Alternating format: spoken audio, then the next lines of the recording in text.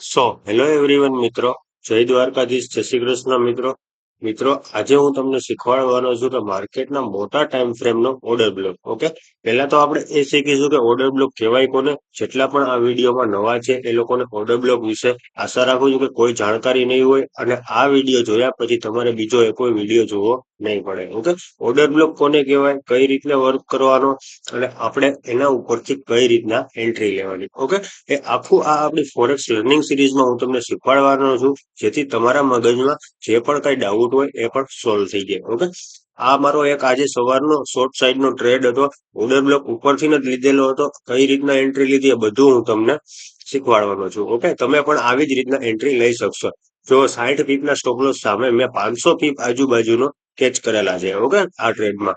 એટલે મિત્રો, હું તમને આવી જ રીતે શીખવાડવા માંગુ છું. એટલે તમે આ સિરીઝમાં બન્યા રહેજો છેક સુધી, એટલે તમને સારી રીતના માર્કેટને એનાલાઇઝ કરતા આવડી જાય. ઓકે, આજે આપણે શીખવાનું છે કે ઓર્ડર બ્લોક. ઓકે મિત્રો, જો તમને હજી પણ કહું છું, તમે જો આ ચેનલમાં નવા હોય તો તમે ચેનલને લાઈક અને સબસ્ક્રાઇબ કરી નાખજો, જેથી તમને ફોરેક્સ લર્નિંગ સિરીઝમાં આ ઇઝીલી તમને વિડીયો પ્રોવાઈડ થઈ શકે. ઓકે, એટલા માટે તમને કહું છું કે તમારાથી વિડીયો કોઈ મિસ ના થાય એના હિસાબે તમે લાઈક અને સબસ્ક્રાઇબ કરી નાખજો. અને આપણી ટેલિગ્રામ ચેનલ છે એમાં જોઈન થવાનું ના ભૂલતા. ઓકે, લિંક તમને બાયોમાં મળી જશે અને આપણી ઇન્સ્ટાગ્રામમાં પણ ચેનલ છે. ઓકે, એટલે ઇન્સ્ટાગ્રામમાં પણ તમે જોઈન થઈ જાય, કારણ કે ત્યાં નવી નવી અપડેટ્સ આવતી રહેતી હોય છે. ઓકે, હવે મિત્રો આપણે વિડીયોને સ્ટાર્ટ કરીએ છીએ. વિડીયોને સ્ટાર્ટ કરતા પહેલા આપણે શીખવાનું છે કે ઓર્ડર બ્લોક કહેવાય કોને. ઓકે, ઓર્ડર બ્લોકનો વિડીયો મેં આની પહેલા એકવાર મૂકેલો છે. જો તમે કોઈ જોયો ન હોય તો ત્યાંથી તમે જોઈને શીખી શકો છો. પણ હું તમને અહીંયા પણ શીખવાડી દઉં છું. ઓકે, જેથી તમારે એ વિડીયો જોવાની જરૂર નહીં પડે. હવે મિત્રો, વાત આવે કે ઓર્ડર બ્લોક કોને કહેવાય. ઓર્ડર બ્લોક એટલે શું થાય કે માની લો કે માર્કેટમાં એક મોટું બાઇંગ આવ્યું. ઓકે, આપણે પેલા બાય સાઈડનો ઓર્ડર બ્લોક શીખીશું. માની લો કે માર્કેટમાં એક મોટું બાઇંગ આવ્યું. મોટું બાઇંગ કોને કહેવાય કે માર્કેટમાં એક ડિસ્પ્લેસમેન્ટ આવે. હવે ડિસ્પ્લેસમેન્ટ કોને કહેવાય? ડિસ્પ્લેસમેન્ટ એટલે શું થાય કે માર્કેટમાં એક ધારી 3-4 ગ્રીન કેન્ડલ બનતી હોય છે. હવે આ ગ્રીન કેન્ડલમાં શું હોય છે કે જો માર્કેટમાં એક એફવીજી વાળી ગ્રીન કેન્ડલ બને ને માર્કેટનું ઇમ્બેલેન્સ કહેવાય. એફવીજી વાળી એટલે, હવે એફવીજી શું છે? એફવીજી એ જ છે કે માર્કેટમાં જો આ 3 કેન્ડલ બની, હવે 3 કેન્ડલમાં પહેલી કેન્ડલનો હાઈ અને ત્રીજી કેન્ડલનો લો. ઓકે, એટલે શું થયું? પહેલી કેન્ડલનો હાઈ આ થયો અને ત્રીજી કેન્ડલનો લો. આ બે વચ્ચે જે પણ ગેપ બને છે આને ઇમ્બેલેન્સ કહેવાય. આનું સિગ્નલ એ થાય કે બિગ પ્લેયર માર્કેટમાં એન્ટર થઈ ગયા છે. ઓકે, હવે શું થશે કે માર્કેટ આવી રીતના કંઈક પડતું હોય છે. આવી રીતના કંઈક માર્કેટ પડતું હતું. સડનલી અચાનકથી એક અહીંયા બાઇંગ બતાવ્યું અને માર્કેટે આ સ્વિંગને બ્રેક કરી નાખ્યો અને માર્કેટ હવે એનો ટ્રેન્ડ ચેન્જ કરી નાખ્યો. આનો મતલબ એ જ થાય છે કે માર્કેટમાં બિગ પ્લેયરની એન્ટ્રી થઈ ગઈ છે. એટલે હવે માર્કેટમાં રિવર્સલ એક્સપેક્ટેડ છે.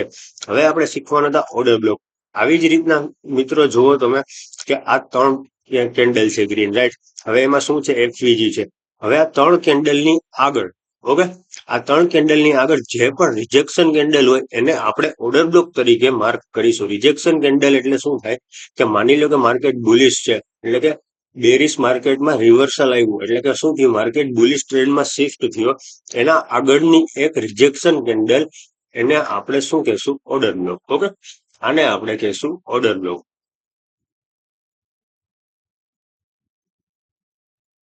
આને આપણે કહીશું ઓર્ડર બ્લોક. ઓર્ડર બ્લોક હોય ત્યાં ઉપર એફવીજી હોવી જરૂરી છે. ઓકે, એને જ આપણે ઓર્ડર બ્લોક કહીશું.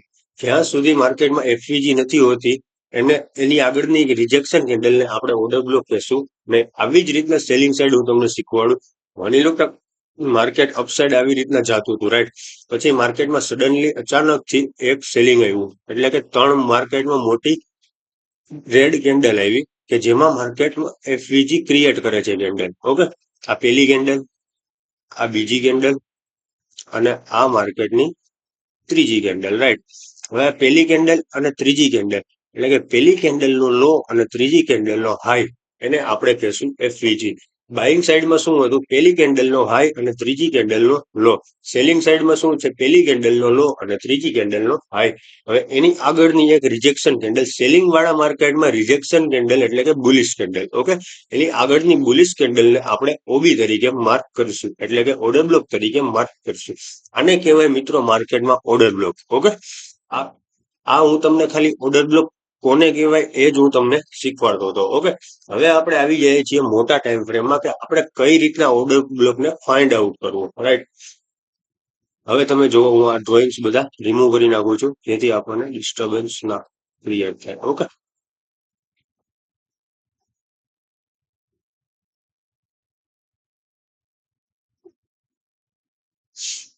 હા ચલો આટલા ભર્યા છીએ. હવે શું છે કે જુઓ, માર્કેટમાં શું છે, આને આપણે ઓર્ડર બ્લોક માર્ક કર્યો. હવે એમાં જુઓ શું થયું છે, માર્કેટની આ કેન્ડલનો હાઈ અને આ કેન્ડલ એટલે આ પેલી કેન્ડલ અને ત્રીજી કેન્ડલ એનો લો, આ બે વચ્ચે એફવીજી છે, દેખાય છે? આ બે વચ્ચે એફવીજી છે અને એની આગળની કેન્ડલ. ઓકે, એની આગળની કેન્ડલને આપણે શું કહીશું? Order block, right. આને આપણે ઓર્ડર બ્લોક કહીશું. હવે એના પછી તમને એક્ઝામ્પલ આપું.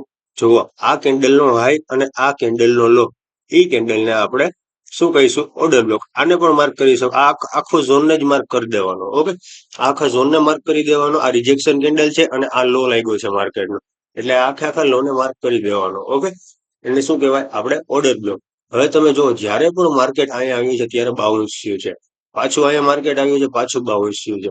એક વસ્તુ યાદ રાખવાની, જ્યારે પણ તમે ઓર્ડર બ્લોક પાસેથી એન્ટ્રી લ્યો છો, રાઈટ, શું કહું છું, જ્યારે પણ તમે ઓર્ડર બ્લોક પાસેથી એન્ટ્રી લ્યો છો ત્યારે તમારે ટાર્ગેટ આ સ્વિંગ સુધીનો જ રાખવાનો છે. કારણ કે માર્કેટ આ લિક્વિડિટી ગ્રેપ કરીને રિટ્રેસમેન્ટ લેશે અને નેક્સ્ટ ઓર્ડર બ્લોક જે પણ હશે એને ટાર્ગેટ કરશે. ઓકે, એટલે શું થાય, મેં તમને કાલે ડિમાન્ડ અને સપ્લાય ઝોન શીખવાડ્યું હતું, રાઈટ. ડિમાન્ડ અને સપ્લાય ઝોન એટલે શું છે? ઓર્ડર બ્લોક જ છે, રાઈટ. હવે તમે આને નાના ટાઈમ ફ્રેમમાં જોશો ને એટલે તમને એક ઝોન દેખાશે. જો 4 અવરમાં તમને એક જ કેન્ડલ દેખાતી હતી, નાના ટાઈમ ફ્રેમમાં તમને જુઓ કેટલી બધી કેન્ડલ દેખાય છે. આ એક ઝોન છે કે જ્યાંથી માર્કેટ બાઉન્સ થઈ શકે છે, રાઈટ. ઝોન એટલે કેવું હશે? ઝોન હશે એટલે સાઇડવેઝ ઝોન હશે કે જેમાં માર્કેટ ટ્રેપિંગ કરતું હોય છે. આ આખું સાઇડવેઝ કન્સોલિડેશન વાળું ઝોન છે અને ધીરે ધીરે કરીને માર્કેટે બ્રેક કર્યું છે. પાછું માર્કેટ જે રિટ્રેસમેન્ટ લેવા આવ્યું ત્યારે તમારે અહીંયાથી એન્ટ્રી કરવાની છે બાય સાઈડની. ઓકે, અથવા તો તમે આનો 50% એરિયા માર્ક કરી શકો છો, ત્યાંથી એન્ટ્રી લઈ શકો છો, અથવા એક બુલિશ કેન્ડલનો નાના ટાઈમ ફ્રેમમાં વેઇટ કરી શકો છો. 5 મિનિટના ટાઈમ ફ્રેમમાં તમે આનો વેઇટ કરી શકો છો, એક બુલિશ કેન્ડલનો વેઇટ કરી શકો છો અને એની આગળની જ કેન્ડલના લોનો એસએલ તમે ઇઝીલી મૂકી શકો છો, જેથી તમારો એસએલ પણ નાનો બની જાય અને ટાર્ગેટ પણ સારો એવો મળી જાય. ઓકે, તો આવી રીતે મિત્રો ઓર્ડર બ્લોક વર્ક કરતો હોય છે માર્કેટમાં. ઓકે, ક્યાં હતા આપણે? અચ્છા, આવો. હવે એવી જ રીતના માર્કેટમાં બે ઓર્ડર બ્લોક હોય છે. એક સેલિંગનો પણ, મોટા ટાઈમ ફ્રેમમાં તમે જોશો તો સેલિંગનો ઓર્ડર બ્લોક પણ હોય છે અને બાઇંગના ઓર્ડર બ્લોક પણ હોય છે. હવે તમારે શું જોવાનું છે કે માર્કેટ આ ઓલ ઓવર ટ્રેન્ડ ડાઉન છે, કારણ કે માર્કેટમાં અહીંયાથી એક સેલિંગ આવ્યું હતું, રાઈટ. જો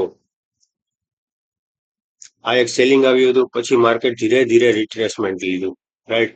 આવી રીતના ધીરે ધીરે રિટ્રેસમેન્ટ લીધું, પછી માર્કેટમાં પાછું સડનલી એક સેલિંગ આવ્યું, દેખાય છે? આ માર્કેટમાં સડનલી એક સેલિંગ આવ્યું. હવે માર્કેટ પાછું ધીરે ધીરે ધીરે ધીરે રિટ્રેસમેન્ટ લે છે. હવે બેઝિક જોતા તમને શું લાગશે કે માર્કેટ વારંવાર આ એનો લો તોડે છે, રાઈટ. જેવો આ લો તૂટે છે ત્યાંથી બાઇંગ આવે છે. હવે તમારે શું જોવાનું છે કે માર્કેટમાં સડનલી સેલિંગ ક્યારે આવશે? અહીંયા ક્યાંથી સેલિંગ આવ્યું હતું માર્કેટમાં? તમે જુઓ, આ એક માર્કેટનું શું છે, આ પેલી કેન્ડલ, આ બીજી કેન્ડલ અને આ ત્રીજી કેન્ડલ. આ પેલી કેન્ડલનો લો અને ત્રીજી કેન્ડલનો હાઈ, એ બંને વચ્ચે એફવીજી છે. એની આગળની રિજેક્શન કેન્ડલ આ ગ્રીન કેન્ડલ છે, રાઈટ. આને શું કહીશું આપણે? ઓર્ડર બ્લોક કહીશું, રાઈટ. ને આનો હાઈ પણ લઈ લેવાનો, કારણ કે એની વીક લઈ લેવાની. ઓકે, જ્યારે માર્કેટ અહીંયાથી રિટ્રેસમેન્ટ લેતું લેતું લેતું આ ઝોન ઉપર આવ્યું, આ ઝોન ઉપર આવ્યું પછી માર્કેટે થોડુંક ડાઉન સાઈડ બતાવ્યું, પછી સાઇડવેઝ થઈ ગયું, રિટેલર્સને ટ્રેપ કરવા માટે સાઇડવેઝ થઈ ગયું અને જેવી લિક્વિડિટી ફિલ થઈ એ લોકોની અને ડાયરેક્ટ સડનલી ફોલ બતાવી દીધો, રાઈટ. એટલે માર્કેટ ક્યાંથી ફોલ થયું છે? ઓર્ડર બ્લોક થી. ઓર્ડર બ્લોક કયો હતો? 4 અવરનો પીઓઆઈ. ઓકે, 4 અવરનો ઓર્ડર બ્લોક હતો. તો આવી જ રીતના મિત્રો માર્કેટ ઓર્ડર બ્લોક ઉપર ચાલતું હોય છે. હવે અહીંયા 3-4 ઓર્ડર બ્લોક છે. હવે કઈ રીતના કયો ઓર્ડર બ્લોક યુઝ કરે છે એ હું તમને આ લર્નિંગ સિરીઝમાં જોડાઈ રહેજો.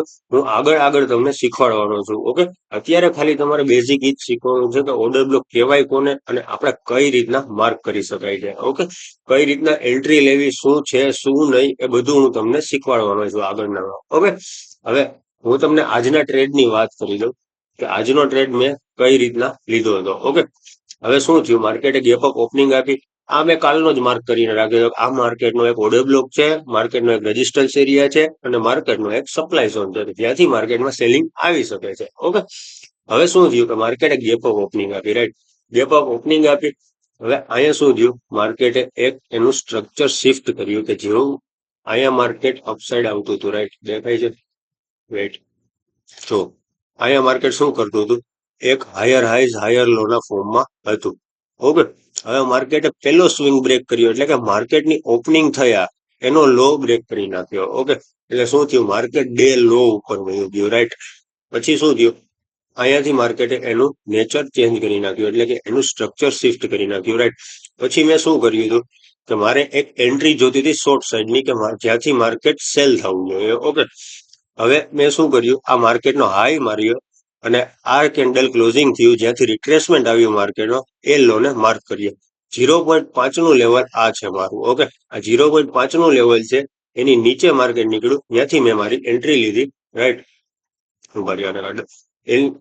ત્યાંથી મેં એન્ટ્રી લીધી. આ એક કેન્ડલ હતી રેડ કલરની, એ કેન્ડલના લોનો લો બ્રેક થયો, ત્યાંથી મેં એન્ટ્રી લીધી અને 0.6 ના લેવલનો, એટલે કે 60 પીપ આજુબાજુનો મેં એસએલ રાખ્યો હતો એપ્રોક્સ. એટલે શું થાય કે ડે હાઈ સુધીનો આપણે એસએલ રાખ્યો હતો.